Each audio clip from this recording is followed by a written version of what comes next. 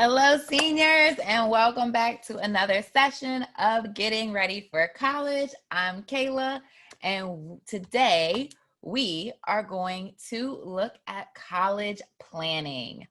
So you've gone through admissions, we've looked at how you're going to pay for college and budgeting and career. We've explored different careers. So now we are going to plan out your college career. So to do that, we're going to look at what you can do now, such as your dual enrollment courses, what advising is, what a degree plan looks like, and then a financial aid plan. So let's get started. So why do you need a plan before starting school? Well, if you make a plan before you start school, then you're more likely to reduce debt, which means you have less to pay back, if anything, to pay back once you finish school, which means all your money that you earn from your new career goes directly to you. You can maintain funding throughout school, so that way you know what you're going to have each semester to make sure that you can pay for school. And then it reduces stress. So you won't have to worry as much where your funding is coming from, because you have a plan of what semesters and what years do you need to do different things. Do you need to apply for more aid? Do you need to find alternative ways to pay for school? Things like that. So starting with dual enrollment. So dual enrollment is when you take high school, when you take college credit with your high school, or you can take it at a college university. So you would be enrolled at both your high school and at a college and university. So it gives you the opportunity to take those college level courses while you're still in school, and they can count towards your college degree. So there's two different types of dual enrollment. You can do school-based dual enrollment. That's where you are taking the courses at your high school, and either a instructor or professor is coming to your high school to teach the course, or your high school teacher may teach the course to you, and then it still counts for those college credits. Then there's campus-based dual enrollment, where you actually leave your high school campus and you will go on campus at a college or university to be taught in a college classroom. So there are some requirements to be in dual enrollment. You have to have a 2.5 for your high school GPA, a 19 ACT composite score, and it'll be an 18 ACT English subscore and a 19 ACT math subscore. So you'll want to check if you are not currently enrolled in dual enrollment courses and you would like to be, you need to check with your high school counselor for additional requirements from the college or university. So dual enrollment credits can transfer if the dual enrollment credits were earned through a public college or university in Louisiana and is transferable. So it has to be a part of a certain so there's a list of different courses that are transferable across the state of Louisiana. You'll just need to check with that school, that college or university, to see if their credits transfer to the school that you're planning to attend after you graduate from high school. But generally, most courses are transferable between public colleges and universities. They may not transfer to the private institutions. You'll need to talk to that school's admissions office to find out what will transfer when it comes from a public college or university. So advanced placement. Advanced placement is a little different from dual enrollment. You can earn college credit with advanced placement, but you're not taking a college course. So with advanced placement, it's a very rigorous course. It's very academically challenging. And at the end of the course, you'll take a national exam. And if you pass the exam, then you earn the college credit. So it's a little different. You're not necessarily doing a college curriculum with advanced placement, but you can earn college credit.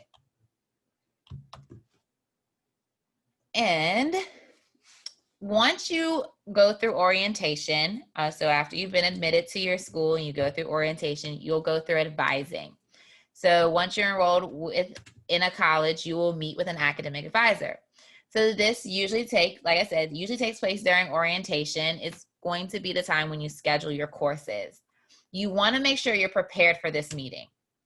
So you want to have your transcript if you took dual enrollment courses, have documentation of college credit earned through AP courses, and then you want to keep your advisor's contact information. So sometimes in that initial advising session, they're advising so many students that there may be miscommunication somewhere. So it's always good to follow up with your advisor after that session to make sure that your credits have that your dual enrollment credits have transferred, that your AP courses are going to, credits that you've earned will transfer, and to make sure that you're not retaking a course that you already have credit for. So sometimes for that first advising, they just put everyone in the same courses that's in a specific area. So you want to check with your advisor and make sure that everything is good. Do not be scared to follow up with them and send them an email, give them a call, set another appointment with them to make sure that your schedule for the fall is where you need to be. So like I said, if you don't see that certain things have been added to your transcript for the college or university, if you see that you might be taking a course that you know you already took because you took dual enrollment courses, follow up with your advisor. That's what they're there for, is to help you create that plan to graduate on time. And part of dual enrollment AP credits is to help you graduate early, potentially graduate early from college. So a degree plan. So a degree plan are the courses required to earn your degree in a particular program. So it's going to look something like this. So this is a suggested 4-year plan for a school that would be in quarters or terms. So they have a fall term, winter term, and spring. Generally, you'll see spring and fall semesters, and then a summer semester is going to be your shorter semester. So for this, you can see that they have suggested that they have the courses that are required are in bold. So you have to take Math 10A, 1 Natural Science, but then they have 2 slots for 1 university, college, GE. So these would generally be an elective of some sort. You may work on a minor, which is an area that you may be interested in outside of your major. So if you're a psychology major, but you're still really interested in biology, you might have a minor in biology. So those open courses will be might be biology courses that you can take to earn that minor. So then you'll need to do your financial aid plan. So how do you plan to pay for your entire college career? So we've talked about scholarships, grants, and then you may also have a savings account. So your parents may have started a 529, a start savings account for college to pay for your career, for your college career. So you'll want to look at, for your scholarships, you want to see, do you have to reapply to these scholarships each year? What are the requirements to keep the scholarship? Is it a 1-year scholarship? Is it a 4-year scholarship? As you're going through your degree plan, if you see that you may have to stay an extra semester, sometimes that happens. How are you going to pay for that last semester? Will you still have financial aid available? So you can go through that with your financial aid counselor each year, even each semester if you wanted to make sure that you're on track to have aid up until your graduation. And the same thing with grants. You know, did you get a grant that is maybe for a year if you got one that wasn't a federal grant?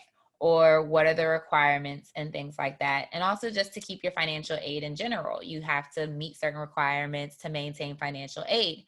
So you'll want to know that information to ensure that you have funding for your entire college career. So a big thing that students run into is meeting their lifetime limit for loans for their undergrad. So notice that for the first year, for a dependent student, which most students are dependent, you're still dependent upon your parents. the maximum amount is $5,500. And then the second year, it's $6,500. Third year and fourth year, it's $7,500. So, and this is for the entire year. So you split that in half, and that's what you have per semester. And then you have a lifetime limit of $31,000 for as a dependent student for undergrad. So if you are going to go past that dollar amount, so once you get to that loan limit, so then after your first 4 years, you're at $27,000 for your student loans. So you still just have a little gap of if you have to go past that 4-year limit of being eligible for federal student loans. So you just need to be aware of that. So if you're dependent upon loans to finish your last year, will you have enough funding? So that's why it's so important to make sure you're on track for your degree plan and to have a plan as you're going into school of what your funding is going to look like each year so that you don't run out of funds by your last year if you have to stay for an extra semester or an extra year because maybe you changed your major or maybe you had to transfer schools and not all your credits transferred over. So these are things that you may need to think about to make sure you have a solid plan for paying for school.